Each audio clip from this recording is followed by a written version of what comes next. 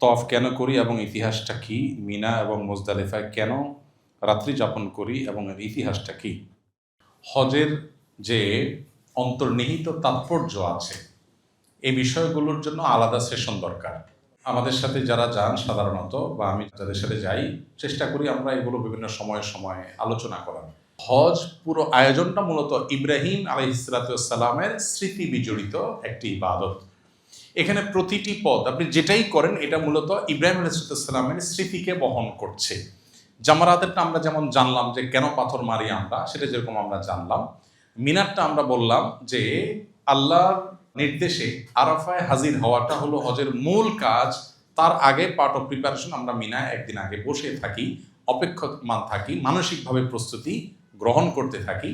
আবার একইভাবে আমরা যে তওয়াফ করি আল্লাহর ঘর নির্মাণের পর আল্লাহর নির্দেশ তওয়াফ করার জন্য, সেজন্য আল্লাহর ঘরকে প্রদক্ষিণ করি আমরা।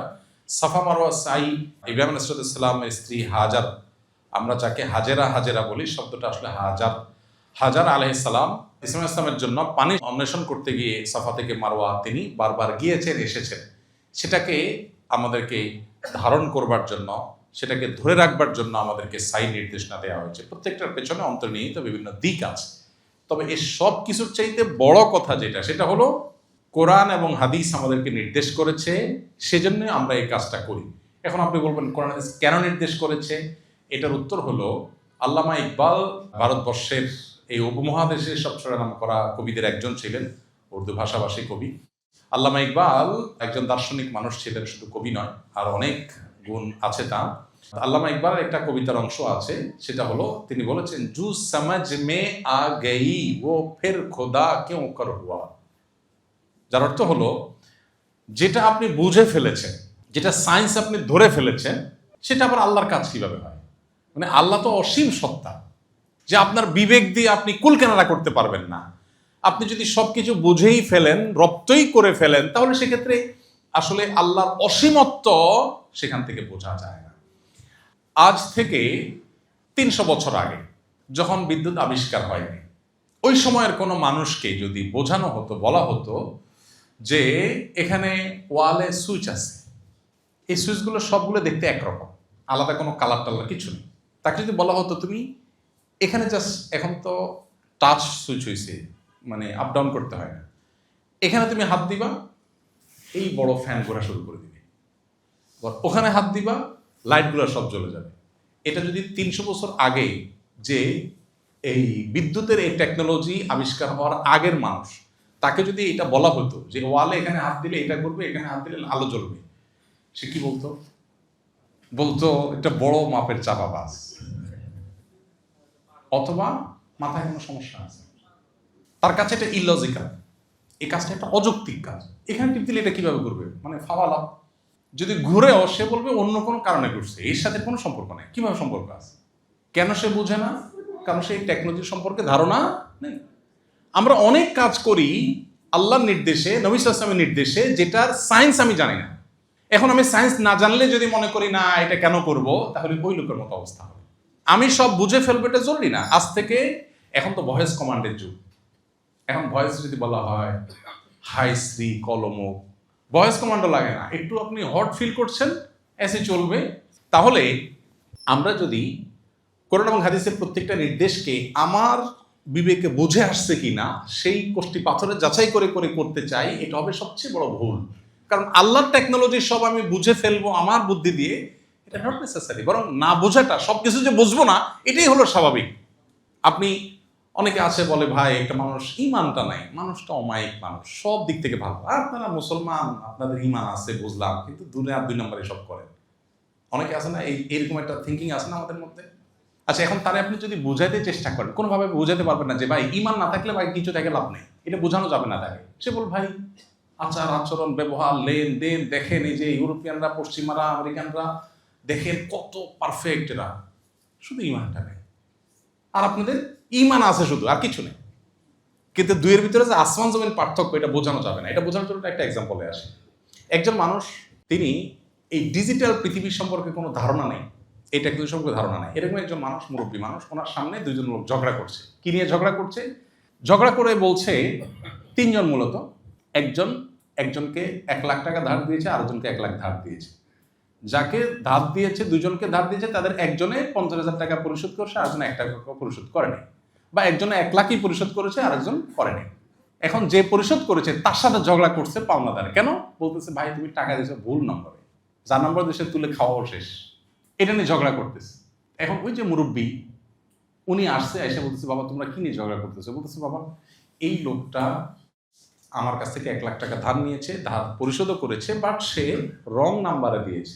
বলেছে ভুলটা কি আমাকে বোঝাও তো। বুঝেছে বাবা, সব ঠিক আছে, মোবাইল ব্যাংকিং এ পাঠাইছে, সকল ডিজিট ঠিক আছে, একটা ডিজিট শুধু ভুল হয়েছে। এখন ওই মুরব্বী যে এই ডিজিটাল পৃথিবী সম্পর্কে ধারণা নেই, উনি বলবে বাবা সব নাম্বার ঠিক আছে, টাকার অঙ্ক ঠিক আছে, একটা নাম্বার ভুল, এটার জন্য এত ঝগড়া করার কি আছে? বলবে না যে একটা নাম্বার ভুল, এটা কারণে এত ঝগড়া করার কি আছে? ও তো 1 টাকাও দেয় নাই, তুমি তার সাথে ঝগড়া করতেছো না। আরে ফুল টাকা দিছে, ফুল টাকা দিলে কি হবে? শুধু একটা ডিজিট ভুল করছে।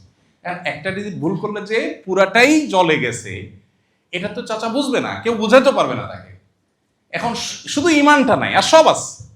এটা সে আখেরাতের টেকনোলজি, ওই জগৎ সম্পর্কে ধারণা না পাওয়ার আগ পর্যন্ত তার কাছে ক্লিয়ার হবে না। সো দিন বা ইসলাম যুক্তি দিয়ে চলে না। আল্লাহ বলেছেন যে যুক্তি বা বিবেক পূজার নাম যদি দিন হতো, তাহলে মুজার উপরে মাসা না করে মুজার তলে মাসা করা লাগতো। আমরা মুজার মাসা করি কোথায়? উপরে। ময়লা লাগে কোথায়? নিচেই। মাসা করতে বলছে উপরে। অনেক কিছু আমার বুঝে নাও আসতে পারে, তবে হ্যাঁ এটা ঠিক যে হজের এই বিষয়গুলোর পেছনে অন্তর্নিহিত তাৎপর্য আছে। এগুলো জানার জন্য বলেছি বিভিন্ন ইব্রাহিম ইসলামের স্মৃতি বিজড়িত বিষয়গুলো আমাদের পড়া দরকার। আমাদের একটা বক্তব্য আছে ইব্রাহিম ইসলামকে ঘিরে 1 ঘন্টার উপরে, এটা ইউটিউবে আছে। সেখানে ইব্রাহিম ইসলামের পুরো জীবনীটাকে আমরা আনার চেষ্টা করেছি। হজের সাথে ইব্রাহিম ইসলামের সম্পর্ক অত্যন্ত সুনিবিড়, তাকে জানা দরকার, সেই জায়গা থেকে ওইটা আপনারা শুনতে পারেন। এরপরে প্রশ্ন, এজেন্সি থেকে বিমানবন্দরে এহরাম সবাইকে করে ফেলতে বলে বা সবাই করে ফেললে আমি যদি একাকী থাকি তাহলে একা একা মিকাত অতিক্রম করার সময় এহরাম বাঁধতে হবে কিনা? যদি আগে থেকে নিয়ত করে ফেলেন ওকে, তাহলে সেটাই, এবং পরে আর আলাদা করে করার কিছু নেই, আপনার ওইটাই নিয়ত হিসাবে ধর্তব্য হবে। বিদায়ী তওয়াফ 10 তারিখ বা 11 তারিখ বা তার আগে যদি এজেন্সি করাতে বাধ্য করে, তা করলে ধারাবাহিকতা নষ্ট হবে? সেটি না করলেও আমি একা হয়ে যাওয়ার সম্ভাবনা থেকে যাবে, করতে সমস্যা হবে পরে, এক্ষেত্রে করণীয় কি? যদি কোনো এজেন্সি, অনেক এজেন্সি এই কাজ করে, খুবই দুর্ভাগ্যজনক, বিদায় হজ আগে করায়। আগে করলে হবে না, আপনাকে আবার করতে হবে। বিদায় হজ আগে কেন করায়? এজেন্সির লোকদের টার্গেট থাকে নির্দিষ্ট সময় বাস ছাড়তে হবে, শেষ মুহূর্তে বিদায় তওয়াফ করতে দিলে হাজী সাহেবরা অনেকে দেরি করে হোটেলে আসে, অনেকে আগে আসে, ঝামেলা তৈরি হয়। তো এই ক্ষেত্রে নিয়ম হলো হাজী সাহেবদেরকে সঠিক গাইড করা, সেটা এজেন্সিগুলো করতে পারে না, এটা তাদের ভুলটা হাজী সাহেবদের উপরে চাপায়। বিদায়ী তওয়াফের টাইম হলো, নবী সাল্লাল্লাহু আলাইহি ওয়াসাল্লাম বলেছেন বাইতুল্লাহর সর্বশেষ কাজ হবে বিদায়ী তওয়াফ, এরপর আর কোনো কাজ থাকবে না। কিভাবে হতে পারে? বাসগুলো সাধারণত নামাজের পরে ছাড়ে, যে কোনো নামাজের পরে 2 টাইম বেশিরভাগ ছাড়ে। মদিনা যান আর এয়ারপোর্ট যান, সাধারণত 2 টাইম ছাড়ে, জোহরের পর বা ফজরের পর। অন্য কোনো টাইমও হতে পারে, বাকি এই 2 টাইম বেশি, কারণ অন্য টাইমগুলোতে মাগরিব এশার সময় বাস ঢুকতে দেয় না, বাস দূরে থাকে। কারো ফ্লাইট যদি ওই টাইম হয় তাহলে সেক্ষেত্রে দূরে নিয়ে যাবে। আপনার কাজ হবে যে কোনো 1 ওয়াক্ত নামাজকে সামনে রেখে আপনি তওয়াফ করবেন। ফর এক্সাম্পল আপনার বাস ছাড়বে সকাল 7টায়, টাইম দেওয়া আছে, তাহলে আপনি বিদায়ী তওয়াফ করবেন ফজরের আগে। ফজরের আগে তওয়াফ শেষ করে বিদায়ী তওয়াফের পরে আপনি শুধু ফজরের ফরজ নামাজের জন্য অপেক্ষা করবেন, আর কোনো অপেক্ষা হবে না। ফজর নামাজ শেষ, আপনি বের হয়ে হোটেলে চলে আসবেন, প্রিপারেশন নিয়ে গাড়িতে উঠে যাবেন, ব্যাগ তো গোছায় রেখে যাবেন, শুধু বিদায়ী তওয়াফ করে নামাজ পড়ে এসে আপনি গাড়িতে উঠে যাবেন নাস্তা খেয়ে, এতটুকু। এটা হলো বিদায়ী তওয়াফের ক্ষেত্রে নিয়ম। আমরা যদি 2 দিন বা 3 দিন আগে বিদায়ী তওয়াফ করে ফেলি, ওইটা নফল তওয়াফ হয়ে যাবে, ওইটা বিদায়ী তওয়াফ হিসেবে যথেষ্ট হবে না, আপনাকে আবার তওয়াফ করতে হবে।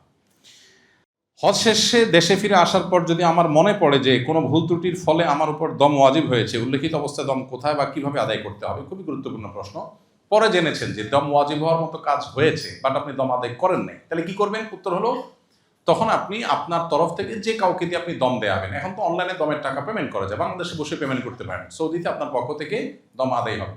দম হিসাবে যে ছাগল বা দুম্বা কোরবানি করতে হয়, সেটা বাংলাদেশ বা পৃথিবীর অন্য কোথাও যা হলো হবে না, ওটা মক্কাতেই হতে হবে। মক্কাতে হওয়ার পর সেটা ডিস্ট্রিবিউশন যে কোনো জায়গায় হয়ে যেতে পারে। তো যেহেতু আপনি দেশে চলে আসছেন, মক্কা যাওয়ার সুযোগ নাই, তো সেক্ষেত্রে আপনি অনলাইনে দমের টোকেন কিনলে আপনার তরফ থেকে সৌদি সেই সরকারি এজেন্সি দম দিয়ে এটা ডিস্ট্রিবিউশনের ব্যবস্থা তারা করে, এটা আপনি করতে পারেন। আর চাইলে কোনো হাজি যাচ্ছেন তার মাধ্যমে আপনি করাতে পারেন যে আমারটা আপনি করে দিয়ে, অনলাইনেও আপনি টোকেন কিনে এটা করতে পারেন। এখানে প্রসঙ্গত একটু বলে রাখি, অনেক এজেন্সি একটা বড় অপকর্ম করে, সেটা হলো হাজিদের কাছ থেকে টাকা নেওয়ার সময় একটা দমের টাকা নিয়ে রাখে। কোরবানির টাকা তো আছেই, এক্সট্রাভাবে একটা কিসের টাকা নেয়? দমের টাকা।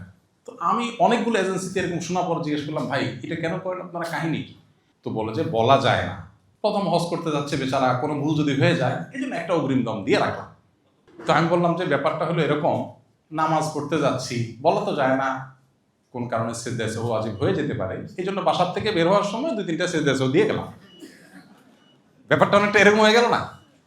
আপনি ব্যবসা করবেন সেটা না বলে, দান্দা না করে এই সমস্ত ধানায় মনে কেন করছেন? খুবই দুর্ভাগ্যজনক। দম ওয়াজিব হবে পার্টিকুলার ভুলের ভিত্তিতে, হতেও পারে আমি কনফিউশন রাখার দরকার কি, এই সন্দেহের ভিত্তিতে কোনো দম আসে না। সো এই কনফিউশনের ভিতরে থাকার কোনো যুক্তি নেই। এহরামের কাপড় খুলে রেখে আমরা কি গামছা পরে গোসল করব? আপনি এহরামের কাপড় খুলে গামছা পরে গোসল করতে বাধ্য নন। আপনি চাইলে এহরামের কাপড় পরেই গোসল করতে পারেন, আপনার এক্সট্রা আর সেট এহরামের কাপড় আছে সেক্ষেত্রে। আবার আপনি চাইলে না এহরামের কাপড়টা ভেজাবো না আমি, সেক্ষেত্রে আপনি এহরামের কাপড় খুলে আপনি গামছা পরে গোসল করতে পারেন, কিন্তু আপনি লুঙ্গি পরে গোসল করবেন না। অনেক সময় হাজি সাহেবদেরকে দেখা যায় মক্কা যেয়ে এয়ারপোর্টের এই হ্যাসেল, বিমানের হ্যাসেল, লম্বা জার্নির পরে অনেক টায়ার্ড হয়ে যায়। এই টায়ার্ডের পরে হোটেলে যেয়ে দেখা যায় যে সুন্দর করে আগে একটু লুঙ্গি, বাঙালি লুঙ্গি না পড়লে তো হয় না, একটু লুঙ্গিটা পরে একটু রিল্যাক্স হওয়ার চেষ্টা করে। তো তাহলে দম ওয়াজিব হয়ে যাবে, কিন্তু আপনি লুঙ্গি সেলাই করা লুঙ্গি পরলে। সো সেটা করবেন না, আপনি গোসল করেন কিন্তু সেলাই করা জিনিস করবেন না। গামছা পরে করবেন নাকি এহরাম কাপড় পরে করবেন সেটা আপনার ডিসিশন। 20 এপ্রিল আমার ফ্লাইট, আমার স্ত্রীও আমার সাথে যাচ্ছেন। যাওয়ার সময় যদি তার মাসিক হয়ে যায় তাহলে সে তো আমাদের সাথে ওমরা করতে পারবে না, তার বিধান কি? যদি মাসিক হওয়ার কারণে যাওয়ার সময় মাসিক হয়ে যায় তাহলে সেক্ষেত্রে তিনি এহরাম পরবেন, তালবিয়া পরবেন, সব কিছু করবেন, শুধুমাত্র একটা কাজ করবেন না, সেটা হলো তওয়াফটা আপনি বাদ রাখবেন। অর্থাৎ হোটেলে যে ঋতুবতী অবস্থায় তিনি হোটেলে বসে খাওয়া দাওয়া করবেন, ঘুমাবেন, রেস্ট করবেন, এহরামরত অবস্থায় আছেন উনি, অতএব এহরামরত অবস্থায় নিষিদ্ধ কোনো কাজ তিনি করবেন না, চুল কাটবেন না ইত্যাদি ইত্যাদি, সুগন্ধি ব্যবহার করবেন না। হাজবেন্ড বা অন্য যারা আছেন সাথে তারা ওমরা যথারীতি সম্পন্ন করবেন। উনি যেদিন সুস্থ হন সেদিন তিনি ওমরা করবেন, বাস। এর জন্য কোনো দম নাই, কিচ্ছু নাই, শুধুমাত্র একটাই জিনিস, ওমরার অবস্থায় যে রেস্ট্রিকশনগুলো আছে সেগুলো তাকে মেনটেন করে যেতে হবে। প্রতিবার ওমরা করার সময় কি নাভির নিচের লোম পরিষ্কার করতে হবে কিনা? যদি না থাকে আপনি কোথায় পরিষ্কার করবেন? থাকলে করবেন, আর না থাকলে পরিষ্কার করার কোনো অপশন নাই। মদিনা থেকে মক্কায় ফেরার সময় ওমরা বা হজের এহরাম কোনটি করতে হবে? মদিনা থেকে মক্কায় ফেরার সময় আপনি যদি মদিনা আগে যান তাহলে এহরাম যেটা পড়বেন এটা একসাথে হজ এবং ওমরা দুইটা নিয়ত করবেন, কারণ আপনি দুইটাই করতে যাচ্ছেন, প্রথমে ওমরা পরে হজ। যেটা আমরা বিমানে উঠে করি সেটা আপনি মদিনার ওখান থেকেই করবেন। আচ্ছা, এরপরে হলো অর্থ এবং বিভিন্ন কার্ড ইত্যাদি কোথায় রেখে যাওয়া নিরাপদ? খুবই গুরুত্বপূর্ণ প্রশ্ন। সাধারণত হোটেলগুলো সেফ থাকে, তারপরে হোটেলগুলোতে মাস্টার কি থাকে, ওখানে হোটেলে যারা পরিচ্ছন্নতা কর্মী তারা যে কোনো সময় ঢুকতে পারে। এই জন্য খুব ভালো হয় যদি টাকা পয়সা আপনি ওখানে কোনো লকার থাকে, লকার রেখে যান। সব হোটেলে লকার থাকে না, ম্যাক্সিমাম হোটেলগুলোতে লকার থাকে না।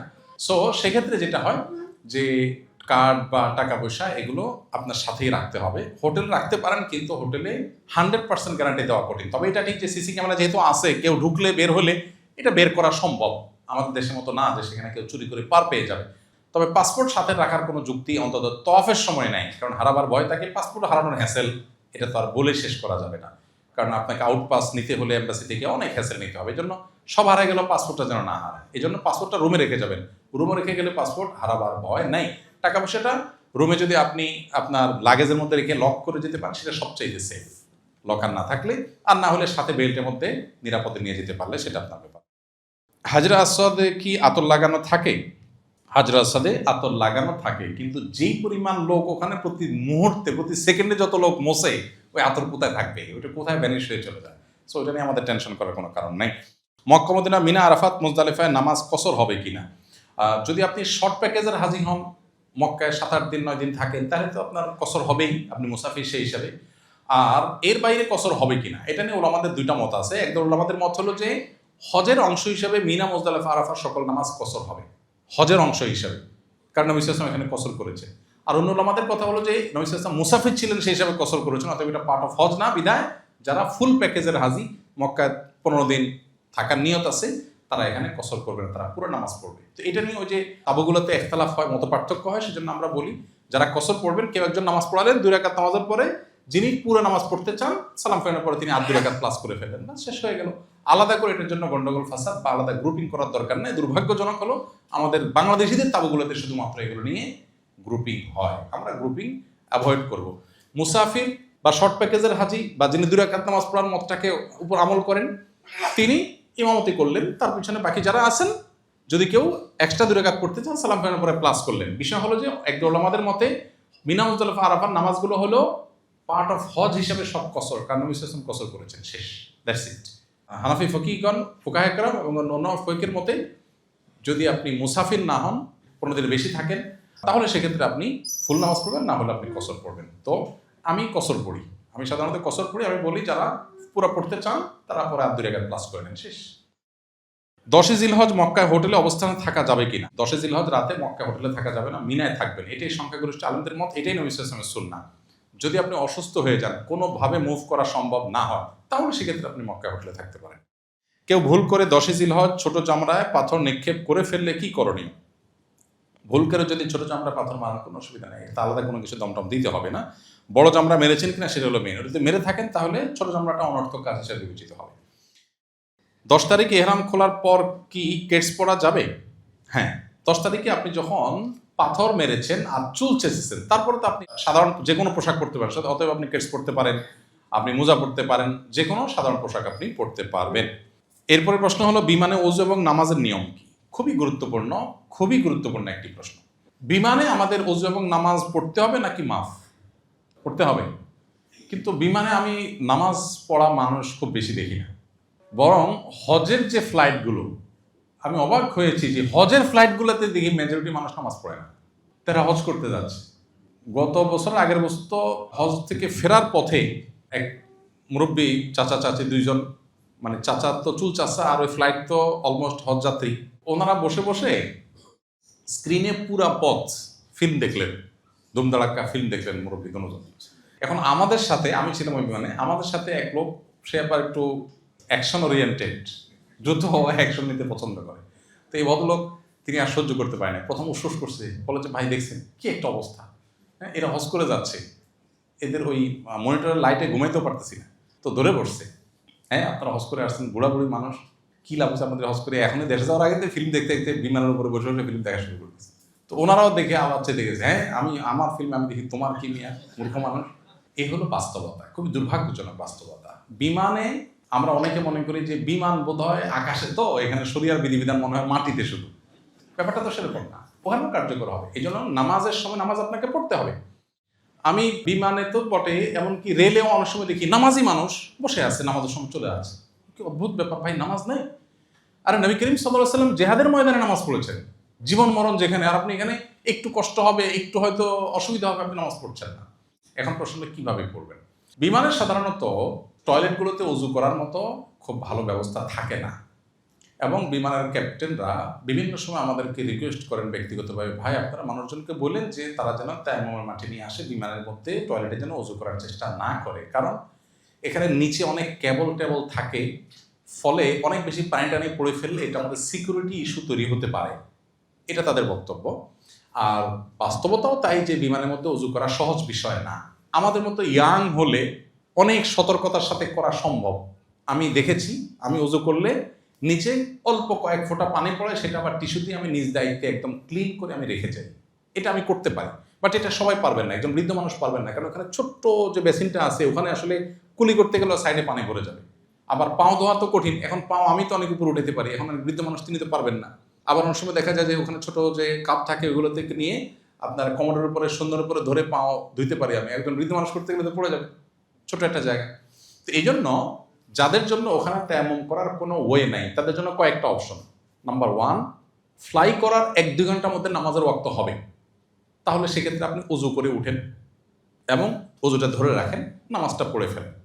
নাম্বার 2 অপশন, ফ্লাই করার পরেও নামাজের সময় থাকবে, তাহলে ফ্লাই করার পর আপনি এয়ারপোর্টে গিয়ে সব কিছুর আগে নামাজটা পড়েন, ওকে। অপশন নম্বর 3, শুরুতে যে 1-2 ঘন্টা ওযু ধরে রাখার মতো সময় না, বরং 3-4 ঘন্টা পরে নামাজের ওয়াক্ত হবে, এতক্ষণ আমি ওযু ধরে রাখতে পারবো না, আবার নামার পরে টাইম থাকবে না, এটা হলো 3 নম্বর অপশন।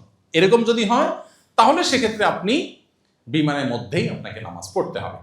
সৌদি এয়ারলাইন্সে প্রতিটা ফ্লাইটেই ইন্টারন্যাশনাল ফ্লাইটগুলোতে নামাজের জন্য ছোট্ট একটা জায়গা আছে।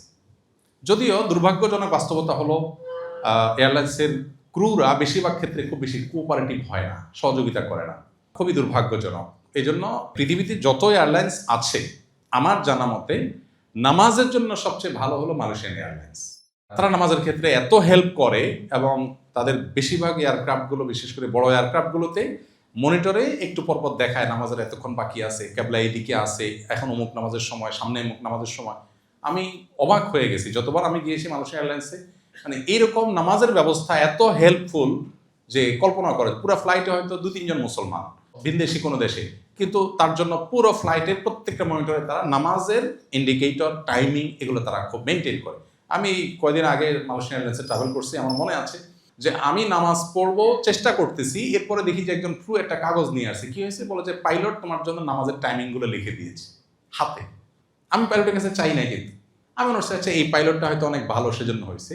কানেক্টিং ফ্লাইট ছিল, এরপরে কুয়ালালামপুর থেকে আরেকটা ফ্লাইটে যখন উঠলাম, সেখানে যখন একজন ক্রুকে নামাজ সম্পর্কে জিজ্ঞেস করলাম, দেখি সেও আবার পাইলটের আরেকটা কাগজ নিয়ে আসলো। আমি কাগজগুলো যত্ন সহকারে রেখে দিয়েছি, সুন্দর করে লিখে দিয়েছে যে তোমার সামনের এই টাইমে এই নামাজ, পুরো ডিরেকশন দিয়ে। মনিটরে তো আছেই, আমি মনিটরে খুঁজে পাচ্ছিলাম না, তখন উনি লিখে পাঠালেন। তো আল্লাহ তাআলা তাদেরকে উত্তম বিনিময় দান করে। পৃথিবীর কোনো এয়ারলাইন্স আমি দেখি না যেটা মালয়েশিয়ান এয়ারলাইন্সে শুধুমাত্র নামাজের ক্ষেত্রে তারা এরকম হেল্প করে। সৌদি এয়ারলাইন্সও এই হেল্পটা করে না, এটা দুর্ভাগ্যজনক বাস্তবতা। কিন্তু সৌদি এয়ারলাইন্সে নামাজের জায়গা আছে, হেল্প করে না বলতে কি, তারা আপনাকে ডিস্টার্বটা কি করবে, বেল বাঁধার সংকেত আছে, এখন হয়তো ওখানে আপনার উঁচা নিচে আপনার বাতাসের বেগ অনেক বেশি বা বেল বাঁধতে হবে, তখন আপনাকে ওখানে নামাজ পড়তে দিবে না, তারা বাকি টাইমে নামাজ পড়তে দিবে। তাহলে পালা করে করে ওখানে নামাজ পড়া যায় চাইলে। বৃদ্ধ মানুষ আছেন, কেউ হয়তো মুভ করা সম্ভব না, তাহলে সিটে নামাজ পড়ে নিলে এই নামাজটা পরে কাজা করবেন, এটা হলো অধিকতর উত্তম। কারণ কেবলামুখী হয়ে পরিপূর্ণভাবে সব ফরজ আদায় করা সম্ভব না, কিন্তু নামাজ আপনাকে পড়তেই হবে। আর ওযু ভিতরে কোনোভাবে করা সম্ভব না, অপশন নম্বর 3-তে আসেন আপনি, নামাজ বিমানেই পড়তে হবে, পরে টাইম থাকবে না, এরকম যদি হয় তাহলে আপনি তায়াম্মুমের মাটি নিয়ে যাবেন। সৌদি এয়ারলাইন্স অনেক সময় তায়াম্মুমের মাটি তারা দেয়, চাইলে দেয়, তাদের কাছে থাকে। আপনি একটু করে মাটি নিয়ে গেলেন, একটা টিস্যুতে পেপারে পেঁচায় ওইটা দিয়ে আপনি তায়াম্মুম করলেন। যদি আপনার ওযু করার মতো অবস্থা না থাকে, ওযু করার চেষ্টা, যিনি ওযু করতে গেলে অনেক পানি পড়ে যাবে, সিকিউরিটি ইস্যু তৈরি হবে, তার এটা করা উচিত না, কারণ সবার নিরাপত্তার ইস্যু আছে, আর অন্যদের ব্যবহার করতে হবে ওয়াশরুম। আর আমার মতো ইয়াং যারা আছেন যে খুব সতর্কতার সাথে তিনি করতে পারবেন, সামান্য একটু পানি পড়লে এটা আবার পরিষ্কার করে উনি টিস্যু দিয়ে মুছে যাবেন, দায়িত্বশীলতার সাথে তিনি এটা করতে পারেন। কিন্তু শেষ বটম লাইন হলো নামাজ আপনাকে সময় মতো আদায় করতে হবে। বিমানে আসি এই অজুহাতে নামাজ বাদ দিতে পারবেন না। আমার হাজবেন্ড আগে হজ করেছেন, এবার আমার সাথে মাহরাম হিসাবে হজ করতে যাচ্ছেন। এক্ষেত্রে তিনি কি আমার আব্বু মানে শ্বশুর শাশুড়ির বদলি হজ করতে পারবেন কিনা? যদি বদলি হজ করেন, সেক্ষেত্রে হজের পরিপূর্ণ খরচ কি তার শ্বশুর আব্বা দিতে হবে, নাকি কিছু খরচ দিলেও বদলি হজ হয়ে যাবে? এখানে তো জামাইয়ের শ্বশুর একটা দেনাপানা ইস্যু চলে আসছে। শ্বশুরবাড়ির টাকা যেহেতু, অতএব হজে যাচ্ছে, এমনিই তো কিছু টাকা দিতে পারে জামাইকে যৌতুক হিসাবে। বাট বদলি হজ কেউ যদি কারোর পক্ষ থেকে স্বেচ্ছায় করতে চান, তাহলে সেক্ষেত্রে টাকা দেওয়ার কোনো অপশন নাই। আপনি আপনার শ্বশুরের তরফ থেকে বদলি হজ করতে চাচ্ছেন, এটা নফল হিসাবে বিবেচিত হবে, আপনি সওয়াব পেয়ে যাবেন, ওনাকে বদলি হজের সওয়াবটা আপনি দিলেন, এর জন্য উনি টাকা দিতে যাবে কেন? হ্যাঁ, ওনার ফরজ হজ, উনি অসুস্থ, যেতে পারছেন না, এরকম অপশন আছে, তাহলে সেক্ষেত্রে ওনার তরফ থেকে আপনাকে পাঠাচ্ছেন, তাহলে সেক্ষেত্রে খরচটা শ্বশুরকেই দিতে হবে। হ্যাঁ, শ্বশুর দেওয়ার মতো অ্যাবিলিটি তার নাই, আপনি আপনার তরফ থেকে তারটা বদলি হজ করে দিচ্ছেন, সেটা আপনি করতে পারেন, কোনো অসুবিধা নেই। কিন্তু আপনি নিজেরটা করতেন, এখন হঠাৎ করে মনে হলো না শ্বশুর মারা গেছে, তারটা বদলি হজ করি, অথবা অসুস্থ ওনারটা বদলি হজ করি, তো সেক্ষেত্রে আপনি এটা করতে গিয়ে যদি জামাই হিসেবে একটা ধান্দা করেন যে বউর সাথে তো এমনিই যাওয়া লাগবে, নিজের হজটা আগেই হয়েছে, তাহলে শ্বশুর বদলি হজ বলে আমার খরচটা আদায় করতে পারলে মন্দ কি? তাহলে এটা তো কমার্শিয়াল প্ল্যানের ব্যাপার সেপার, এখানে শরিয়ার কিছু নেই। আপনি শ্বশুরের তরফ থেকে করবেন, ঠিক আছে, তাহলে আমারটা যখন হয়েই গেছে, ও ওয়াইফের সাথে যেতেও হচ্ছে, তাহলে শ্বশুরের মেয়ে নিয়ে যাচ্ছে যেহেতু, শ্বশুর কাছ থেকে আদায় করে নিলাম। তো এটা তো একটা প্ল্যান করলেন যে ঠিক আছে আপনার বদলি হজ করি, আব্বা যান, আপনি খরচটা দিয়ে দেন, সেটা হতে পারে, এটা আপনার ব্যাপার। তওয়াফ করার সময় ওযু নষ্ট হলে তায়াম্মুম করলে হবে কিনা, ইন্টারেস্টিং এবং দরকারি প্রশ্ন। তওয়াফের সময় ওযু থাকতে হয়, সাইর সময় ওযু না থাকলেও চলবে। সাই করতে করতে ওযু ছুটে গেছে, অসুবিধা নেই, অবশ্য সাই কমপ্লিট করতে পারবেন, কিন্তু তওয়াফের সময় ওযু থাকতে হবে। এখন কথা হলো তওয়াফের সময় যে ওযু থাকতে হবে, ওযু ছুটে গেছে কি করবেন? দুটো অপশন আছে। এক হলো ফুল বাহিরে এসে আপনি আবার ওযু করে যেতে পারেন, কিন্তু শুধু ওযুর জন্য বাহিরে যাওয়ার প্রয়োজন নাই। মাসআলাগতভাবে মাঝখানে ওযু করে যদি আবার তওয়াফ করেন, শুরু থেকে করতে হবে না, যেখানে ওযু ছুটছে ওখান থেকে বাকিটা কন্টিনিউ করলেই হবে। ওযুর কিন্তু ব্যবস্থা মাতাফে আছে, অনেক হাজিরা জানেন না এটা। একটু পেছনে আসলেই যেদিক দিয়ে ঢুকেন, বিশেষ করে কিং ফাহাদ, কিং আব্দুল আজিজ, এই সমস্ত গেটগুলো দিয়ে ঢোকার পর সিঁড়ির নিচে অজুর ব্যবস্থা আছে, এখানে ওয়াশরুম নাই, অজু আছে। অতএব ছেলেদের মেয়েদের উভয়ের জন্য অজুর ব্যবস্থা আছে। অজু ছুটে গেলে এখানে এসে অজু করে আবার আপনি বাকিটা কন্টিনিউ করবেন। সাইতে শেষ চক্করে যখন মারোয়া পৌঁছাবো, তখন মারোয়াতে আর কোনো জিকির বা দোয়া করা যাবে কিনা না, এটা বলেছি আমরা। শেষ চক্করে একদম শেষ হয়ে গেছে, তখন আর দোয়া জিকির নেই। 10 জিলহজ দিবাগত রাতে মিনা অবস্থান করতে হয়, সেক্ষেত্রে তওয়াফে জিয়ারা করে কতক্ষণ সময় মিনা রাত্রি যাপন করলেই চলবে? তওয়াফে জিয়ারা করার পর মিনা রাত্রি যাপনটা হলো রাতের অর্ধেকের বেশি। ধরুন রাত 12টায় রাতের অর্ধেক হয়, এটা ভ্যারি করে কখন সূর্য ডুবে, তাহলে সেক্ষেত্রে 12টার আগে ডুববেন আপনি, মধ্যরাতের আগে, তাহলে আপনার রাত্রি যাপন হয়েছে ধরা হবে। আমি আমার হাজবেন্ড একসাথে হজে যাচ্ছি ইনশাআল্লাহ, আমারও আমার স্বামীর মধ্যে তর্ক হয় খুব, তাই এর জন্য করণীয় একটু জানাবেন। তর্ক করলে একটু চিকেন দম দিয়ে দিবেন।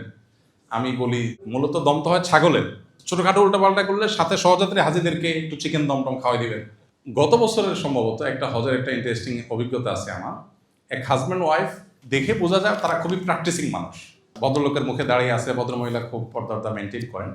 তো আমাকে বললেন, ভাই লজ্জার কথা কি বলি, আমরা জামারাতে পাথর মারার পর এমন তুমুল ঝগড়া আমাদের হয়েছে, জীবনে এরকম হয় নাই, একবারে মুখ খারাপ করাকরির পর্যায়ে, আমরা দুজনেই খুবই লজ্জিত, এখন কি করতে হবে? তাই আমি বললাম আমাকে চিকেন ফিশ দম দিয়ে দেন আপাতত, এছাড়া কোনো দম তো দিতে হবে না এটার জন্য, আল্লাহর কাছে তওবা করবেন। তখন আমার মনে হলো, ওই যে আমি সেশনের সময় বলেছিলাম জামারাতের সময় শয়তান অ্যাক্টিভ হওয়ার বহু নজির আছে, এটা তার একটা। এই ভদ্রমহিলা বলছেন যে অস্বাভাবিক, আমরা এরকম এত নিচে আমরা কখনো নামি নেই, সেখানে হজ করতে এসে নামছি, তাও দোনোজন, মানে আমরা মনে হচ্ছে অস্বাভাবিক হয়ে গেছি, মনে হচ্ছে আমাদের নিজের কন্ট্রোলের বাইরে আমাদেরকে অন্য কেউ কন্ট্রোল করছে, এরকম মনে হয়েছে আমাদের কাছে।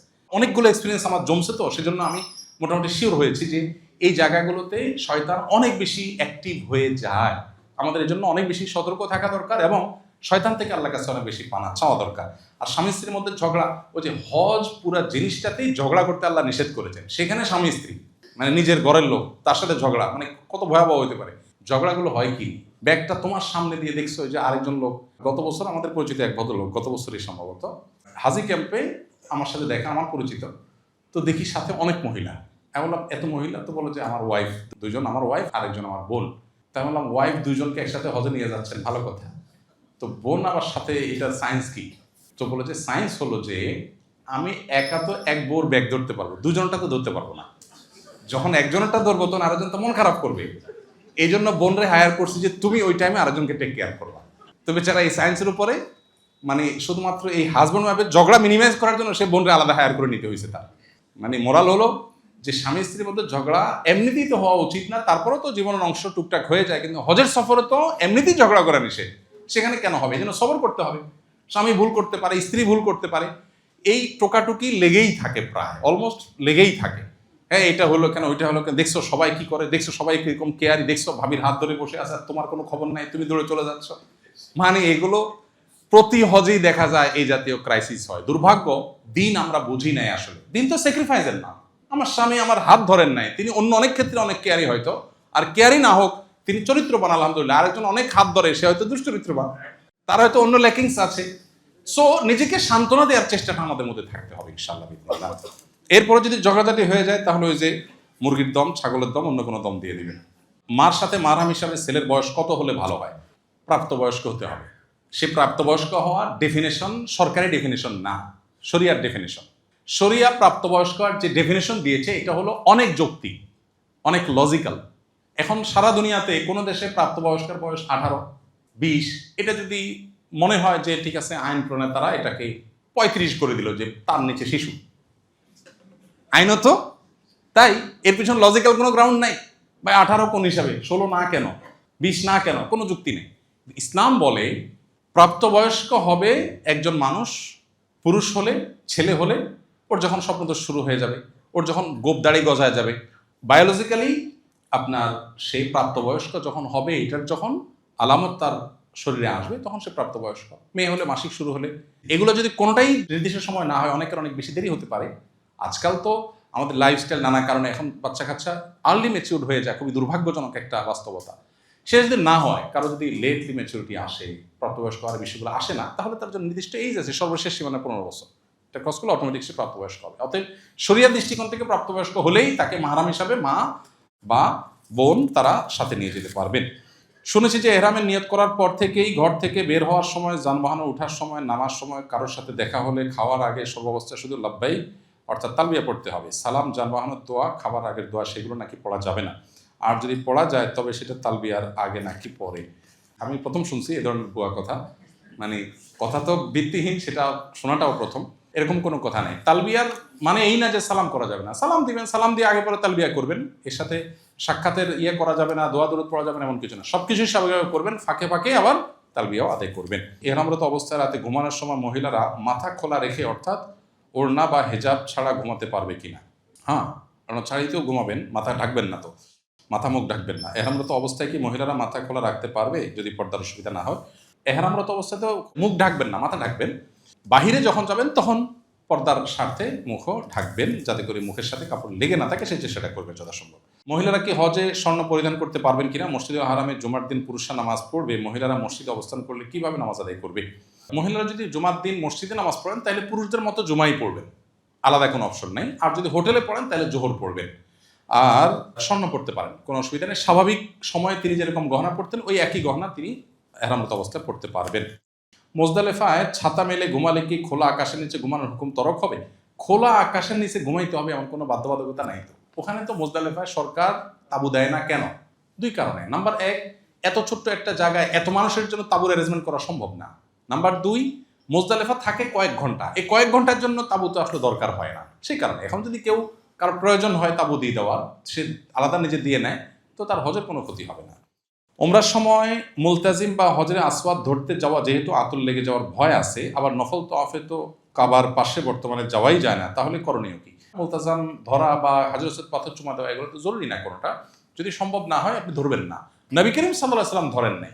তিনিও তওয়াফের সময় লাঠি দিয়ে ইশারা দিয়ে, হাতে একটা লাঠি ছিল, উনি কোনো একটা বাহনে ওট ঘোড়া গাদার উপরে ছিলেন, হাতে একটা লাঠি ছিল, লাঠি দিয়ে এরকম ইশারা দিয়ে আল্লাহু আকবার বলে চলে গেছেন। উনি যদি যেতে চাইতেন তখন তো এত ভোট ছিল না, সব সাহাবীরা সরে যেত, সবাই জায়গায় করে দিত, উনি চেষ্টা করেন নাই। তার মানে কি ভিড়ের মধ্যে ঢেলাঢেলি করার নির্দেশনা নাই, সো দরকার কি এটা করা? নফল তওয়াফের সময় ভিড় থাকে যদিও, তারপরে আপনি 30-40 দিনের প্যাকেজের মধ্যে ডেফিনেটলি এমন কিছু টাইম পাবেন যখন একটু ভিড় কম। বিশেষ করে যখন হজের পরের দিনগুলো হবে, আপনি সারাক্ষণ মাথায় পড়ে থাকেন, শুকনো খাবার টাবার, ড্রাই ফ্রুট, খেজুর টেজুর রাখেন, পড়ে থাকেন, আপনি চান্স একবার না একবার দেখবেন পাবেন। নর্মাল দিনগুলোতে তওয়াফের ক্ষেত্রে আমি একটা সিক্রেট বলি টাইম, ভিড় এড়ানোর জন্য, সেটা হলো ফজরের 1.5 ঘন্টা পর, 1 থেকে 1.5 ঘন্টা পর, এই 24 ঘন্টা টাইমের মধ্যে সবচেয়ে রিল্যাক্স টাইম এটা। কারণ ফজরের পরপর একটা গ্রুপ তওয়াফ করে, ফজরের পরপর নেমে যায়, খুব ভিড় হয়। এই তওয়াফের গ্রুপটা উঠে ধরেন 40 মিনিট সময় লাগে 7টা চক্কর দিতে। এই গ্রুপটা উঠার পর ওই যে একটু আগে বললাম যে একটা চক্কর যাওয়ার পর নামাজের কিছুক্ষণ পরে নামার জন্য ওই শিয়ানা পাবলিক যে গ্রুপটা, ওই গ্রুপটা এরপরে নামে। এরপর সাধারণত রাতভর জেগে থেকে অনেকে হারামে ইবাদতবন্দি করে, সকালে ফজরের পরে তওয়াফ টওয়াফ করে হোটেলে যেয়ে খাওয়া দাওয়া করে রেস্ট করে ঘুমায়। এই টাইমটা একটা গুড টাইম, অর্থাৎ এশরাকের আধা ঘন্টা 40 মিনিট পর। এই টাইমটাতে ঘন্টা 2-2.5 সময় তুলনামূলকভাবে ভিড় কম পাবেন। কিন্তু এখানে সমস্যা হলো রোদ অনেক উত্তপ্ত হয়ে যায়। এই জন্য রোদ উত্তাপের আগে আগে আপনি তওয়াফ করলে সবচাইতে রিল্যাক্সের সাথে তওয়াফ করতে পারবেন। বোনরা ভোর রাতে চলে গেলেন হারামে, তাহাজ্জুদ পড়লেন, ফজর পড়লেন, এশরাক পড়লেন, এবং বোনরা তো মাতাফে চলে যেতে পারেন যে কোনো সময়, তাদের তো আর বাধা দেয় না পুলিশ। অতএব মাতাফে যে নামাজ পড়লেন, বসে থাকলেন, ফজরের ঠিক 1.5 ঘন্টা পর আপনি তওয়াফ করতে, আপনি দেখবেন যে ভিড় অনেক কমে গেছে, কারণ মানুষ হোটেলে চলে যায়, তখন খাওয়া দাওয়া নাস্তার জন্য চলে যায়, এই টাইমটা গ্যাপ থাকে। আবার 10টা-11টার পর থেকে আবার জোহরের আগেই 2 ঘন্টা আগে থেকে মানুষ আসা শুরু হয়। এগুলো একটু প্ল্যান করে করলে দেখা যায় যে কষ্ট অনেক কমে যায়। হজের কার্যক্রম যখন করব তখন কি সর্বাবস্থা উযু থাকা জরুরি? না, মোটেই না। সর্বাবস্থা উযু রাখা কি সম্ভব এত লম্বা সময়? জরুরি না। প্রস্রাব পায়খানা জনিত অসুস্থতা থাকলে একটু পরপর কি ওয়াশরুমে গিয়ে চেক করা জরুরি, নাকি আল্লাহর উপর তাওয়াক্কুল করব? এটা এক রকমের ওয়াসওয়াসার রোগ, এটাকে প্রশ্রয় দেওয়া যাবে না। অহেতুক পেশাব আসছে কি আসে নাই আমি একটু পরপর চেক করি, এটা একটা রোগ, এটাকে প্রশ্রয় দেওয়া যাবে না। বরং নবী সাল্লাল্লাহু আলাইহি ওয়াসাল্লাম বলেছেন, কারোর পেশাবের পর ফোঁটা আসছে কিনা অহেতুক সন্দেহ হলে সে ভিজা হাত এরকম ছিটা দিবে। অনেকের অহেতুক সন্দেহ তৈরি হয়, এগুলোকে পাত্তা দেওয়া যাবে না। হ্যাঁ, যদি সিরিয়াসলি আপনার এরকম সমস্যা থাকে তাহলে তো আপনি চেক করবেন, কিন্তু সিরিয়াসলি না হলে, অহেতুক হলে সেটাকে অ্যাভয়েড করবেন। যদি মনে হয় না প্রবল সম্ভাবনা আছে, 10 বার চেক করলে 8 বারই আমি পাই, তাহলে সেক্ষেত্রে আপনি অবশ্যই চেক করবেন। এক্ষেত্রে আরেকটা প্রশ্ন দেখছিলাম আরেক ভদ্রলোকের, সম্ভবত এখানে আছে, লিখছেন যে কোনো কাপড় টাপড় দিয়ে রাখতে পারবেন কিনা? পারবেন, অসুবিধা নেই, কোনো কাপড় দিয়ে রাখতে পারেন, কিন্তু সেলাই সহ এই যে জাঙ্গিয়া ইত্যাদি আপনি পড়তে পারবেন না। অনেকে হতে পারেন এমন বয়স্ক মানুষ, সবসময় পেশাব পায়খানা আসতেই থাকে, অসুস্থ মানুষ, তাহলে সেক্ষেত্রে মাজুর হিসাবে তিনি ওই যে বড়দের যে প্যাম্পার্স আছে সেগুলো ব্যবহার করতে পারবেন। হাঁটু ব্যথার কারণে মলমে ম্যান্থল এর সুঘ্রাণ থাকলে সেটা ব্যবহার করা যাবে কিনা? উত্তর হলো না, সুঘ্রাণ ব্যবহার করতে পারবেন না। এখন কথা হলো যে না থাকলে তাহলে করবেন কি? বিকল্প অন্য কোনো অবস্থা, আপনি পেন ক্লিয়ার খাবেন, অন্য কিছু দিয়ে বেঁধে রাখবেন যাতে করে পেন না হয়। একান্ত যদি হয় যে এমন অসুবিধা যেটা কোনো বিকল্প এটা ছাড়া নাই, সেক্ষেত্রে করা যাবে। কেরান হজ করতে ওমরার সাই শেষ করার পর চুল কাটতে হবে কিনা, যেহেতু এহরাম খুলে হালাল হচ্ছি না। কেরান হজকারী ব্যক্তি ওমরা করবেন, ওমরা করার পর মেইন হজ করবেন, মাঝে যে গ্যাপটা আছে এই গ্যাপটাতে তিনি সবই করবেন, শুধু এহরামের কাপড় অবস্থায় থাকবেন, এহরামের কাপড়টা শুধু খুলবেন না, এছাড়া বাকি অ্যাজওয়াল সবই চলবে। 10 তারিখ জামারায় পাথর নিক্ষেপ করেই কোরবানি ও মাথা মুন্ডন ফরজ, আগে তওয়াফ ও সাই করে ফেলা যাবে কি না? 10 তারিখে জামারায় পাথর নিক্ষেপ করে কোরবানি এবং মাথা মুন্ডন ছাড়া তওয়াফ করতে পারবেন। হজের যে ফরজ তওয়াফ, এটার জন্য কোরবানি বা মাথা মুন্ডন জরুরি না, আগে পরে হলেও সমস্যা নেই। হজের সময় এহরাম বেঁধে মিনায় তাঁবু থেকে বের হয়ে আরাফায় যে গোসল করতে চাইলে এহরাম খুলে ফেলা যাবে কিনা? ভালো একটা মাসালা প্রসঙ্গত আসছে। আরাফায় গিয়ে একটু ফ্রেশ হয়ে গোসল করা ভালো, উত্তম, মুস্তাহাব। বিশেষ করে আপনার অনেক ভিড় থাকে, গরম থাকে, ফ্রেশনেসের জন্য দরকার হয়, কিন্তু সেখানে গোসলের ভালো কোনো ব্যবস্থাপনা নাই, শুধু টেপ আছে কিছু, বালতি বা টুকটাক কিছু পাবেন বোতল, এগুলো দিয়ে বসে সবার সামনে গোসল করতে হবে।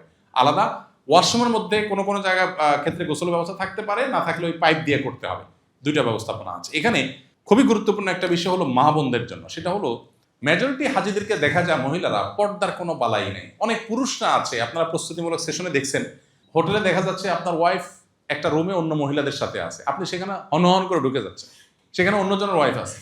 মিনাতে আরাফাতে তাঁবুতে মহিলাদের তাঁবু, আপনার ওয়াইফ আছে, আপনি তাকে দূর থেকে ডাক দেন, ফোন কল দেন না, আপনি ডাইরেক্ট ঢুকে যাচ্ছেন।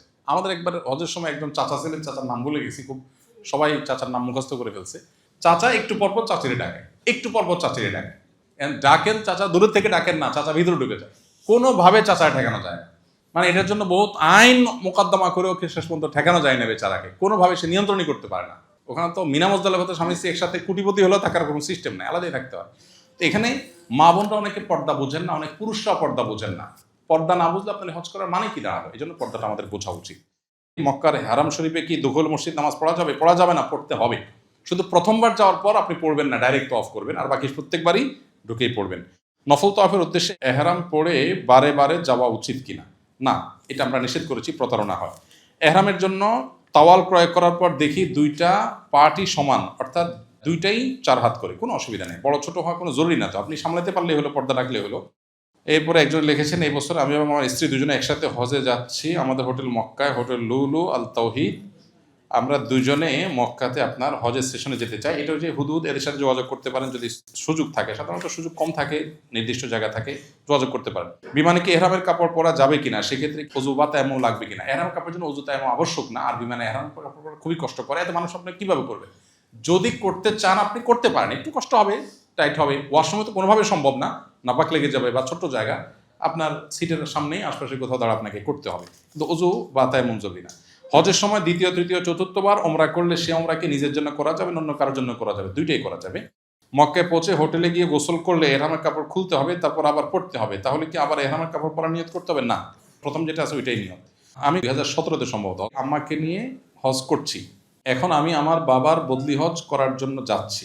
হজ করেছেন, এখন বদলি হজ করতে যাচ্ছেন, এর জন্য আলাদা কোনো নিয়ম আছে কিনা? অনেকে বদলি হজ করতে যাচ্ছেন, কোনো আলাদা নিয়ম নাই, শুধুমাত্র এহরামের কাপড় পরে যখন লাব্বাইকা হজ্জান লাব্বাইকা উমরাতান বলতেছে, তখন বলবেন আল্লাহ আমার বাবা বা অমুকের তরফ থেকে লাব্বাইকা হজ্জান। মুখে না বললেও চলবে, অন্তরে আপনার ইচ্ছা আছে যে অমুকের তরফ থেকে করতেছেন, দ্যাটস ইট। আর বাকি কাজ সব অ্যাজ ইউজুয়াল, আলাদা কোনো কিছুই নাই, শুধু নিয়তটা শুরু করবেন যখন, যে এটা তার তরফ থেকে করতেছি আল্লাহ, এই ইন্টেনশনটাই যথেষ্ট। পিতামাতা আর্থিকভাবে স্বাবলম্বী না হলে এবং সন্তানের উপরে হজ ফরজ হলে সন্তান কি পিতামাতাকে হজে না পাঠিয়ে নিজে হজ করতে পারবে কিনা? আমাদের দেশে এটা বহুল প্রচলিত একটা ভুল ধারণা যে বাবা মাকে আগে হজ করাইতে হয়, তারপর সন্তান হজ করতে। এটা ভুল ধারণা। বাবা মার হজের সাথে কোনো সম্পর্ক নেই, তাদের টাকা নেই, তাদের উপর আবশ্যক হয় নাই, আপনার টাকা হচ্ছে আপনার উপর আবশ্যক হবে। হ্যাঁ, সামর্থ্য থাকলে তাদেরকেও করেন, নিজেও করেন, কিন্তু টাকা আপনার ফরজ হয়েছে, আপনার আছে, আপনার উপর ফরজ হবে, সো আপনারটা দেখতে হবে। এহরাম পড়ার আগে এহরামে নিয়ত করার পর কি 2 রাকাত নামাজ পড়া সুন্নাহ? 2 রাকাত নামাজ অনেক ওলামাদের পড়া সুন্নাহ, কিন্তু দলিলের দিক থেকে এটাকে সুন্নাত বলা যায় না, আসলে এত স্ট্রং দলিল নাই। ইহরামে পড়ার পর নবী সাল্লাল্লাহু আলাইহি ওয়াসাল্লাম ফরজ নামাজ পড়েছেন। কোন বর্ণনায় নামাজ পড়ার কথা আছে, সেটা মূলত কোনো ওয়াক্তের ফরজ হলে সেটা, না হলে ওযু তো করেছেন ইহরামের সাথে। সৌদি আরবের শেখ বিন বাজ রাহিমাহুল্লাহ বলতেন যে ওযু তো করছেন, তো ওযুর নিয়তে 2 রাকাত নামাজ পড়ে ফেলেন, ইহরামের জন্য তো ওযু করছেন, তাহিয়াতুল ওযু পড়ে ফেলেন। আচ্ছা, ইহরামের পড়ার আগে কি সুগন্ধি দেওয়া যাবে কিনা? গায়ে লাগাতে পারেন, কাপড়ে না। তওয়াফ সাইর সময় বাংলায় সব রকম দোয়া করা যাবে কিনা? সব রকমের দোয়া করা যাবে। মিনা ইহরাম অবস্থায় সুগন্ধি দেওয়া যাবে কিনা? না, ইহরাম অবস্থায় সুগন্ধি আর কোনো হাতে, গায়ে, শরীরে কোথাও ব্যবহার করা যাবে না। মিকাতে নিয়ত করার পর কি আমরা 2 রাকাত সালাত আদায় করব নাকি বাসায় আদায় করব? মিকাতে যদি নিয়ত করেন তাহলে মিকাতেই 2 রাকাত নামাজ পড়বেন, ওইটা ওযুর। জীবিত এবং মৃত ব্যক্তির নামে ওমরা করা যাবে কিনা? জীবিত এবং মৃত ব্যক্তির তরফ থেকে ওমরা করা যায়। আমি আমার মায়ের বদলি হজ করব, ওনার উপরে হজ ফরজ ছিল, উনি করতে চেয়েছিলেন কিন্তু ওসিয়ত করে যেতে পারেননি, উনি অনেক অসুস্থ ছিলেন। আমাদের ফ্লাইট 18 এপ্রিল, হজে কেরান আমার জন্য কষ্টকর হয়ে যাবে, তামাত্তু করতে পারবো কিনা? অবশ্যই করতে পারবেন, তামাত্তু করা যাবে না এমন কোনো কথা নাই বদলি হজে। দ্বিতীয় প্রশ্ন, আমি তো হজে দমের শকর করবো, এছাড়া বাংলাদেশে আলাদা কোরবানি দিতে হবে কিনা? এটা কমন প্রশ্ন। যারা সচ্ছল আছেন বাংলাদেশে আলাদা আপনার পক্ষ থেকে কোরবানি হবে, এটা আলাদা। আর হজের কোরবানি যেটা, তো কোরবানি না, ওটা মূলত দমের শকর। অতএব সচ্ছল মানুষ হলে আপনার দেশে আপনার পক্ষ থেকে আলাদা কোরবানি অ্যারেঞ্জমেন্ট আপনি করবেন। ওযুর সাথে নিয়তের সম্পর্ক আছে কিনা? ঘুম থেকে উঠে ওযু ভেঙে যায়, তখন ওযুর নিয়ত করতে হবে কিনা? না, ওযুর সাথে নিয়তের সম্পর্ক নেই। আপনি বিমানে যখন মিকাতে নিয়ত করছেন তখন তো ওযু নাই বেশিরভাগ ক্ষেত্রেই।